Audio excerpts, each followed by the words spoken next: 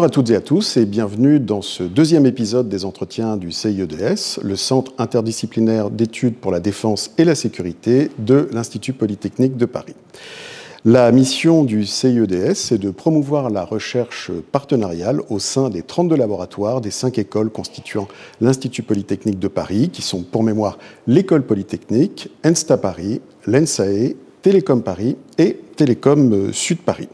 Aujourd'hui, nous avons le plaisir de recevoir Manon Vermenouz, directrice des relations extérieures de Shark Robotics. Nous sommes accueillis au sein du MUSIX, le musée de l'École Polytechnique, et nous avons choisi pour cadre de cet entretien un appareil de radiologie, un des tout premiers du tout début du XXe siècle, et qui a été développé moins de 20 ans après la découverte des rayons X par Röntgen en 1895. La particularité de ce type d'appareil, c'est qu'il a équipé quelques-unes des 200 ambulances radiologiques qui ont été déployées sur le front de la Première Guerre mondiale à l'initiative de Marie Curie, la grande Marie Curie, qui a tout de suite vu le bénéfice de ce genre de dispositif pour venir au secours des blessés, leur faire passer des radios pour repérer les éclats d'obus, les balles et en faciliter l'extraction. C'est donc un dispositif qui a concrètement servi à sauver des vies lors de ce premier conflit mondial. C'est pour nous l'occasion de rappeler le rôle et l'importance des femmes dans l'histoire des sciences et de leurs applications. Et c'est une thématique qui tient particulièrement au cœur de notre invité d'aujourd'hui, comme nous allons avoir l'occasion de le voir au cours de cet entretien. Manon Vermenouz, bonjour. Merci d'avoir accepté notre invitation. Est-ce que, pour commencer, vous pourriez nous présenter Shark Robotics en quelques mots et nous rappeler l'historique de cette société encore jeune ? Oui, bonjour. Tout d'abord, merci beaucoup de me recevoir ici. Je suis très honorée de pouvoir, en tout cas, échanger sur les thématiques, effectivement, des sciences et de la robotique avec vous. Shark Robotics, c'est une société start-up, PME innovante, on l'appellera comme on veut, suivant les définitions, qui a été créée en 2016 à La Rochelle, notamment par Cyril Cabarat, qui est un ancien membre de l'institution militaire et plus particulièrement des unités renseignement du 2e hussard, et qui a eu à cœur finalement de relier le terrain avec les problématiques de la robotique pour faire des robots qui soient utiles sur le terrain, qui soient robustes, en qui l'homme puisse avoir confiance et qui puissent être facilement déployés aux côtés des opérationnels des environnements extrêmes et plus particulièrement des opérateurs de sécurité et de défense. Aujourd'hui, nous sommes 70 collaborateurs et nous développons et fabriquons des robots terrestres dans les milieux de la sécurité incendie et de la défense, avec aujourd'hui plus de 300 robots vendus dans 16 pays. Alors, je crois que, en fait, Cyril Cabarat, vous venez de le confirmer, est un ancien d'une unité de renseignement de l'armée de terre. Est-ce que c'est peut-être une des explications du fait que vos robots répondent si bien aux problématiques de terrain ? J'ai l'impression qu'après quelques années, effectivement, dans la robotique, il y a plusieurs philosophies qui ont été suivies par les entreprises de robotique. Certaines se sont concentrées sur les prouesses technologiques et nous, on a vraiment choisi de se focaliser sur la partie utilisation-utilité avec des robots qui sont multimissions, qui sont capables d'effectuer effectivement tout un tas de tâches au profit des opérateurs en soutien des opérationnels. Ça nous tenait beaucoup à cœur parce qu'on a vraiment cette philosophie de développer des robots qui puissent être un vrai soutien. Je pense notamment aux robots pompiers qui ont été déployés de nombreuses fois. Et plus un robot est utilisé, plus on est fier au sein de Shark Robotics. Et en ce sens, on a développé des boucles d'ingénierie de manière très courte et réactive et agile pour faire des robots finalement qui répondent à un cahier des charges et qui résistent à des environnements qui sont très particuliers, ceux de la sécurité et de la défense. Alors aujourd'hui, Shark Robotics propose une demi-douzaine de types de robots, je crois, eux-mêmes très largement modulables et personnalisables. Est-ce que vous pourriez nous présenter les plus emblématiques en matière de sécurité et de défense, et puis peut-être nous raconter aussi certaines circonstances dans lesquelles ils se sont déjà illustrés ? Oui, bien sûr. Alors, sans hésiter, je vous parlerai tout d'abord du premier robot né de Shark Robotics. Il s'agit du robot Colossus, qui est un robot pompier qui a été co-développé avec les pompiers de Paris. Pourquoi? Parce qu'il y avait besoin effectivement d'intégrer leurs besoins, d'intégrer leurs contraintes techniques d'opération. On ne pouvait pas développer dans notre coin, ça n'aurait pas forcément eu de sens. Et en fait, on a fait ce dialogue effectivement en quelques mois pour aboutir à un premier prototype qui a été rapidement mis sur le terrain, parce que quand vous travaillez dans les milieux extrêmes, il y a vraiment ce besoin d'aller éprouver le terrain. Alors forcément, le robot va avoir certaines problématiques au départ, mais qu'on va pouvoir corriger avec des processus de dialogue itératifs pour faire performer davantage le robot et au final satisfaire finalement les opérationnels dans leur mission quotidienne. Ensuite, je vais vous parler d'autres robots, notamment dans le déminage. Vous l'aurez compris, notre principale thématique et notre objectif, c'est vraiment de sauver des vies à travers la technologie, à travers des robots qui puissent vraiment permettre à l'homme d'être protégé, mais d'être aussi au contact du danger grâce finalement à l'utilisation de robots. Donc on va vraiment former des binômes entre finalement l'opérateur de terrain et le robot qui va aller au contact. Et dans ce sens-là, on a développé également des robots dans le déminage et également avec des robots mules au profit de l'armée de terre. Est-ce qu'on pourrait revenir sur certains épisodes, certaines circonstances dans lesquelles ils ont déjà eu l'occasion de démontrer leur efficacité? Alors on parlait du Colossus comme le premier robot né. C'est vrai que ce robot a une histoire qui est assez emblématique, puisque c'est le robot qui est notamment intervenu lors de l'incendie de la cathédrale Notre-Dame de Paris en avril 2019.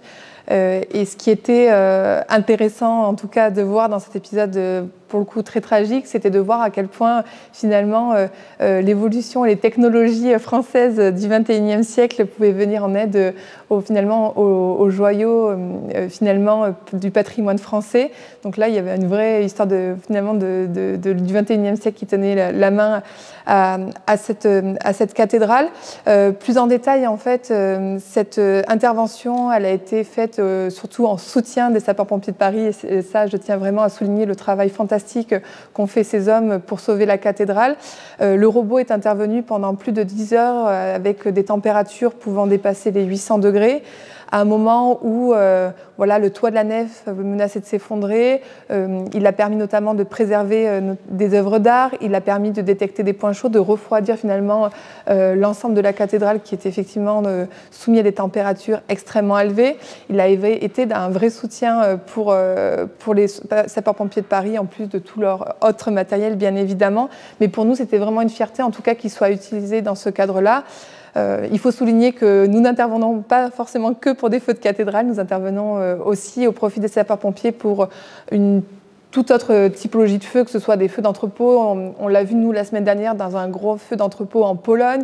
On intervient également dans des pays comme l'Italie, plus récemment Singapour, avec qui nous avons des liens très forts, l'Inde, avec qui nous venons aussi également de signer. Donc, tout un tas de pays qui sont très intéressés, finalement, par l'utilisation de robots pompiers qui puissent détecter un point chaud grâce aux caméras thermiques, aller au plus près du feu, faire une frappe chirurgicale. On parlait d'impact tout à l'heure.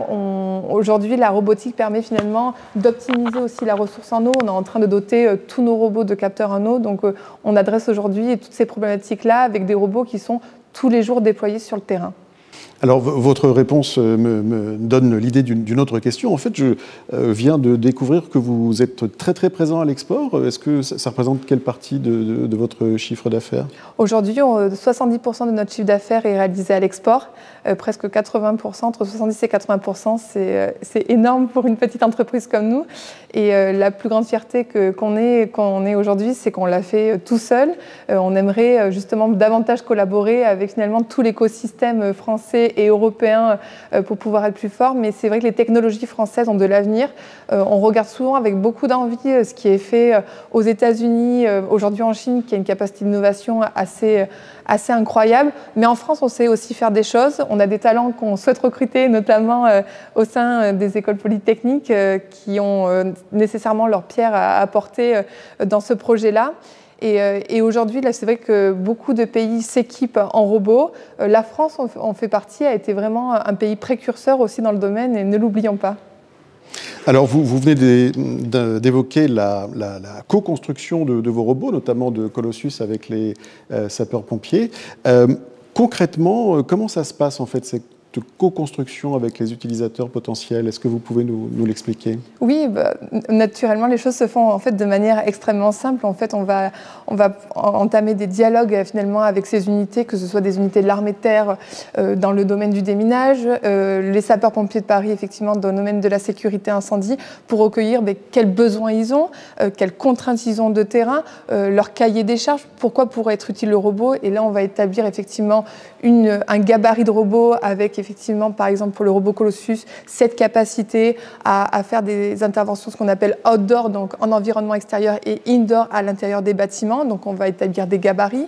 On va essayer de travailler sur l'aspect logistique, sur l'aspect transport, sur l'aspect aussi contrôle-commande, c'est-à-dire que ces robots puissent être télécommandés très facilement sans bénéficier de formation de plusieurs jours. Nos robots, ils sont pilotables en 20 minutes pour le basique et en quelques heures pour, on va dire, le plus approfondi. Donc ça, il y avait un vrai besoin finalement d'associer le sapeur-pompier pour des enjeux d'acculturation, parce qu'aujourd'hui, le gros enjeu de la robotique, c'est comment associer finalement les humains dans cette boucle de robotique pour faire en sorte qu'ils soient adoptés le plus facilement et le plus aisément sur le terrain. Alors, chaque robotique est très présente dans le domaine de la robotique terrestre.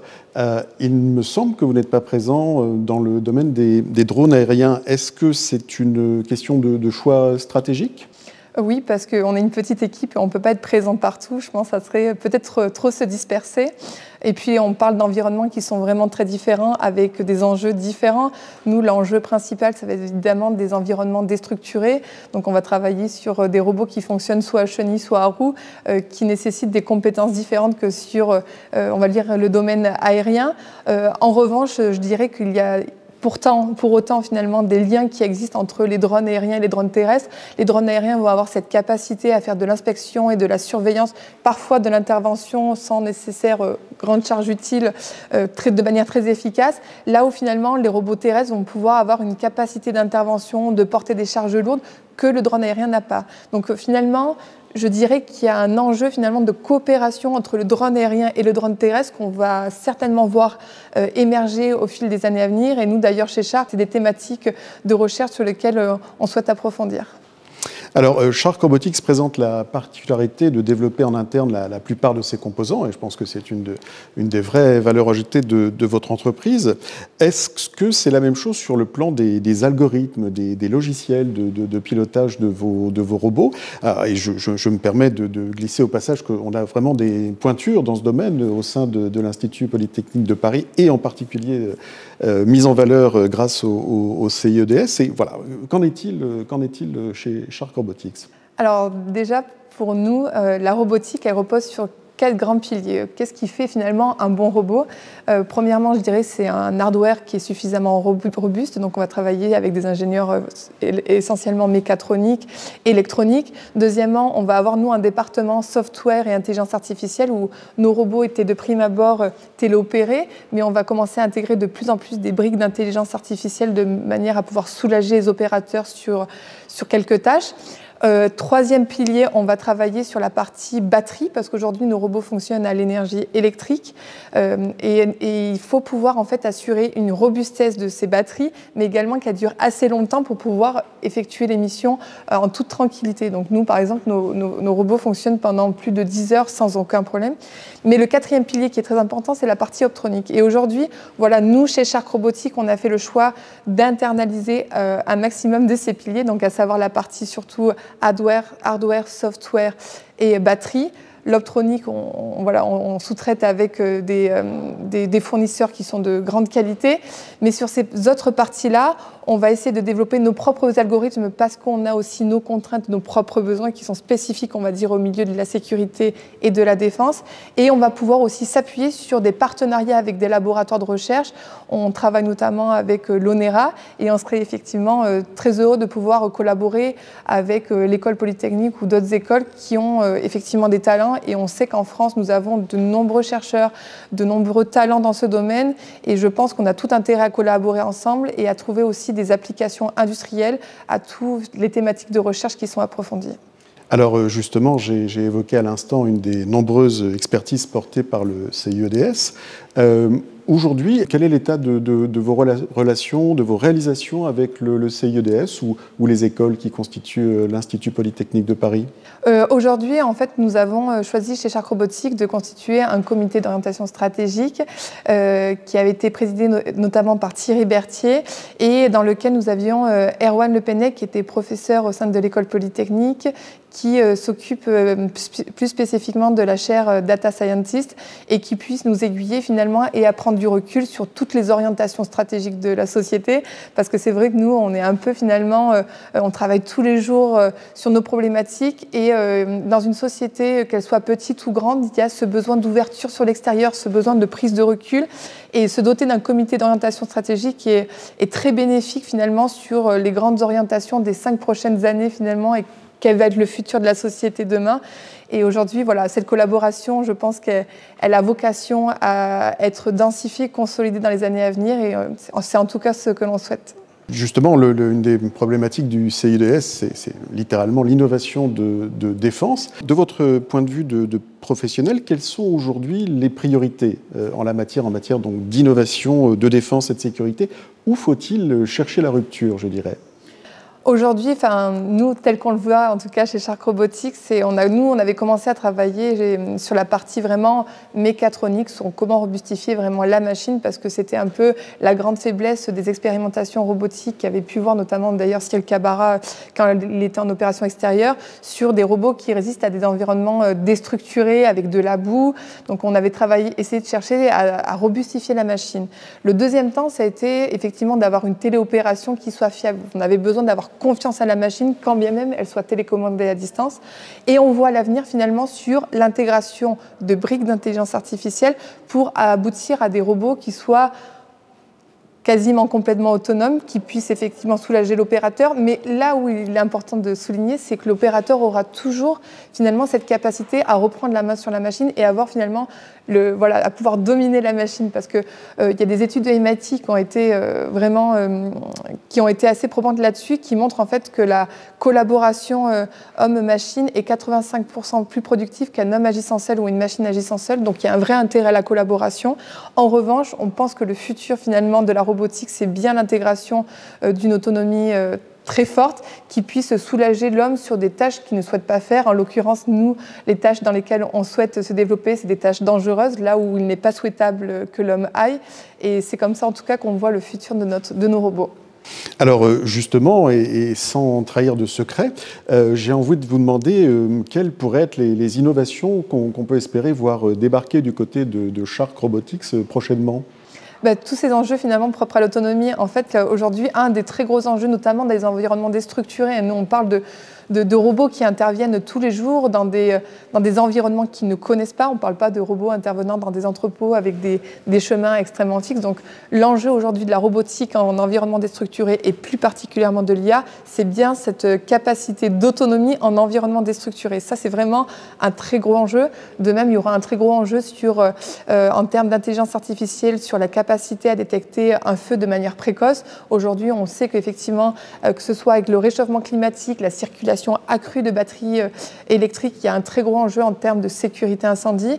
Développer des IA qui soient très fiables en matière de détection précoce du feu, c'est très compliqué. Pourquoi? Parce qu'on dispose de très peu de datasets finalement d'images de feu, mais à un stade précoce. Bien souvent, ce sont des images avec des feux gigantesques. Donc aujourd'hui, c'est tout ce travail-là qui est mené au sein des équipes de Shark Robotics.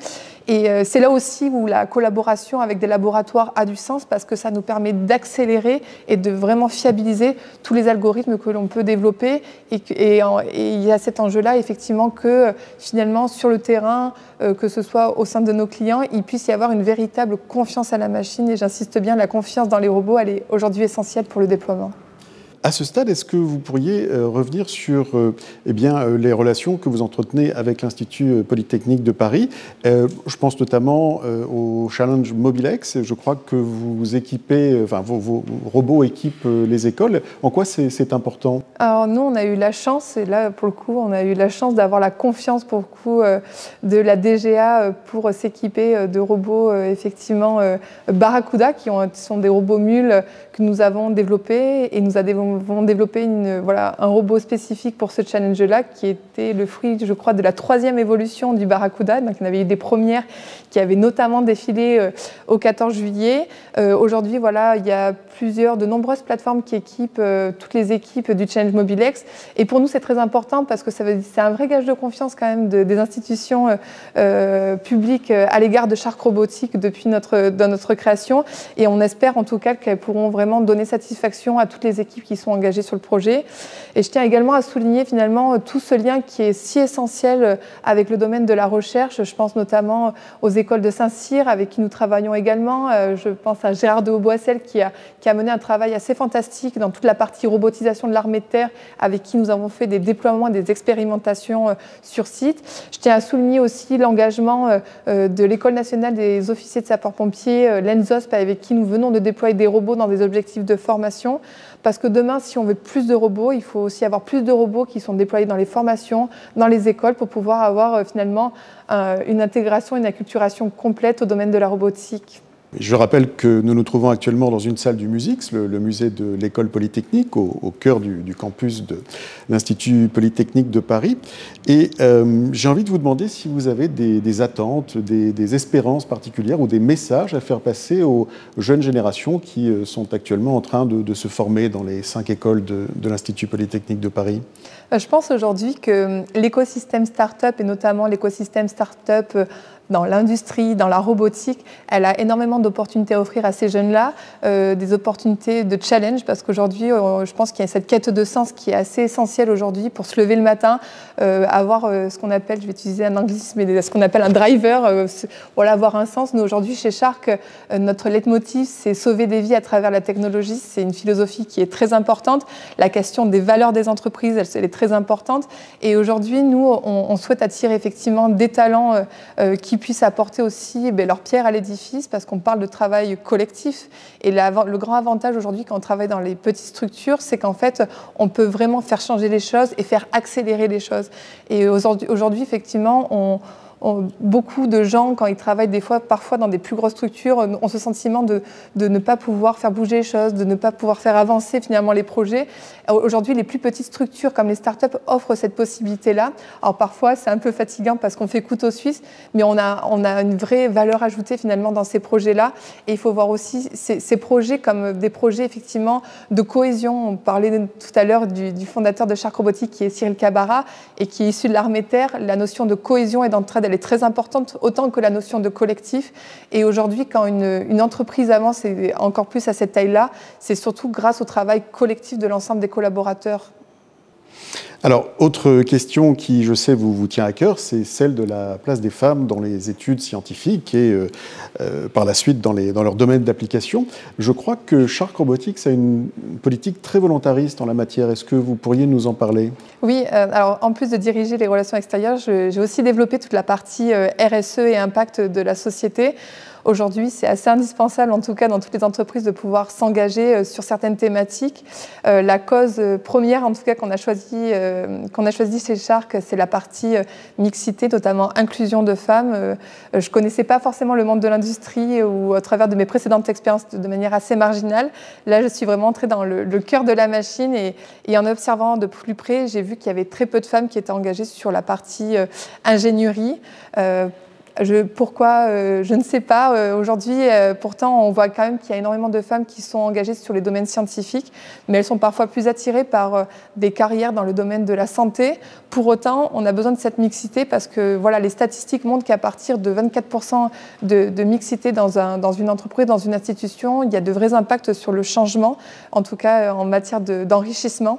Et aujourd'hui, ce combat-là, je le porte en étant aussi membre de l'Observatoire international pour la diversité dans l'intelligence artificielle que je mène avec l'Impact IA Forum qui est basé à Genève. Et je travaille également avec différentes associations pour présenter finalement au collège, au lycée, les robots, même aux enfants. Il y a même des livres pour enfants qui existent pour intéresser aux impacts de la robotique. Et aujourd'hui, quand vous travaillez finalement sur un robot avec une très bonne mixité, c'est des robots qui vont être déployés partout, donc qui vont pouvoir intégrer dans la conception et même dans le développement des algorithmes cette mixité-là qui est essentielle aujourd'hui parce que ces robots, ils vont être déployés partout. Donc s'ils ne représentent pas la société telle qu'elle fonctionne aujourd'hui, on va aboutir sur de réels problèmes. Alors nous venons d'évoquer les jeunes générations et il se trouve qu'il y a une association étudiante qui s'intéresse aux questions de défense et de sécurité au sein de l'Institut Polytechnique de Paris et qui nous a suggéré 2 questions extrêmement pertinentes d'ailleurs et je vais vous les soumettre immédiatement. Alors, est-ce qu'aujourd'hui Shark Robotics arrive à trouver des financements souverains pour l'aider dans son développement et est-ce que éventuellement des fonds étrangers peuvent participer à votre financement?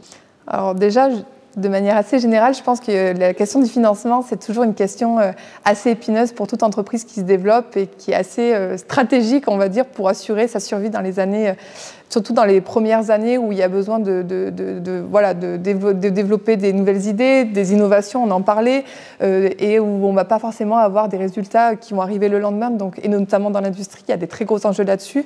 La chance qu'on a chez Shark Robotics, c'est qu'on n'a pas eu forcément de problème à ce niveau-là parce qu'on a des produits qui sauvent des vies, qui sont dans la sécurité civile. On a de manière assez mineure, on est engagé dans la défense et quand c'est dans la défense, c'est dans les produits de déminage où on a cette thématique. On ne l'a pas encore évoqué, mais où on s'interdit, nous, d'aller dans les thématiques de robots tueurs qui font tant fantasmer aujourd'hui. C'est pour des valeurs d'éthique et c'est aussi pour ça, on parlait de recrutement, que aussi des gens nous rejoignent parce que cet engagement en faveur de robots qui ont un impact positif et qui ne vont pas supprimer des vies, mais bien les protéger, c'est très important pour à la fois nos collaborateurs et nos investisseurs et ils nous font confiance là-dessus.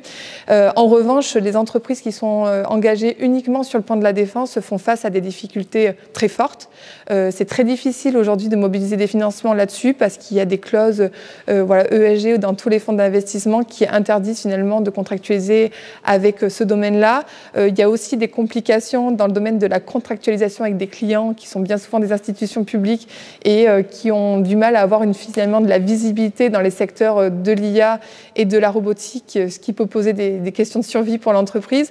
Donc, toute cette thématique-là, elle est aujourd'hui abordée de manière assez mineure par quelques mouvements qui se sont mobilisés pour faciliter ce financement, mais qui reste très marginal par rapport aux grandes levées de fonds qu'on peut voir finalement, que ce soit aux États-Unis ou tout le soutien que peut apporter des États comme la Chine finalement à leur écosystème d'innovation. Donc on a un sujet aujourd'hui sur effectivement le financement de l'innovation qu'on ne doit pas avoir non seulement au niveau français, mais je pense au niveau européen, sur cette capacité de mobilisation de fonds assez importante pour porter les champions européens de demain. Je pense qu'il y a un très gros enjeu là-dessus et qui pourrait faire émerger des champions dans le domaine de la sécurité et de la défense qui sont quand même des domaines stratégiques et on l'a encore plus vu avec l'actualité aujourd'hui et qu'aujourd'hui on est incapable de pouvoir fournir. Donc cette thématique-là, je pense qu'elle doit être vraiment pour le coup saisie par les pouvoirs publics.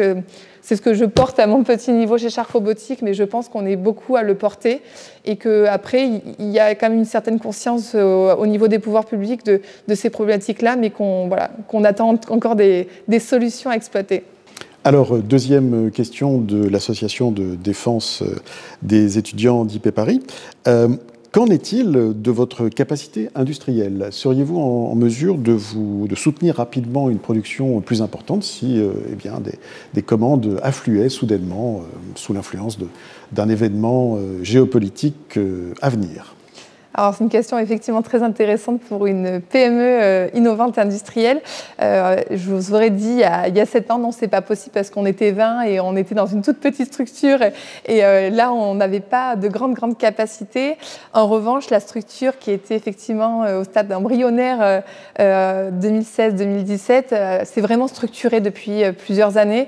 Aujourd'hui, Shark Robotics, on compte plus de 70 collaborateurs avec un comité exécutif qui compte notamment un directeur des opérations Olivier, et qui a permis en fait finalement d'apporter toute son expérience et expertise en matière d'industrialisation des robots.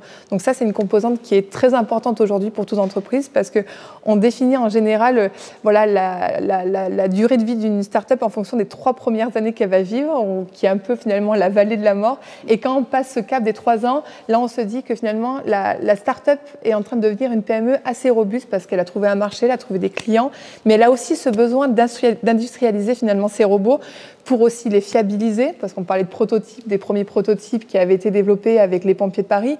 Nous sommes vraiment en phase d'industrialisation avec une organisation interne qui est spécifique, qui est processée. Alors, des fois, ça peut être antinomique avec la notion d'agilité, mais on essaie de combiner effectivement cette notion d'agilité et de process qui nous permet de donner des produits de qualité. Et aujourd'hui, Shark, on est en plein développement puisqu'on va certainement déménager l'année prochaine pour encore plus produire, gagner en agilité. On travaille également avec un réseau de sous-traitants qui nous permet de produire un certain nombre de robots en un temps de plus en plus réduit grâce à une meilleure organisation. Donc, je dis, pour répondre à la question, c'est oui, on sera en mesure, mais la question, c'est nous, on est toujours très preneurs de toutes les commandes. Après, c'est une question d'anticipation, d'organisation et de nombre. Manon Vermenouze, grand merci d'être venu nous parler de Shark Robotics avec autant d'enthousiasme. C'était vraiment passionnant et grand merci. Merci à vous de m'avoir reçu dans les pas de Marie Curie, mais qui suit le même objectif aujourd'hui que Shark, bien sauver des vies grâce à la technologie. Quant à nous, on se retrouve très prochainement pour un nouvel épisode des entretiens du CIEDS. Nous recevrons Gabriel Verne, docteur en économie de défense. Vous pourrez retrouver cet épisode sur la playlist du CIEDS, dont vous trouverez le lien dans la description. À très bientôt.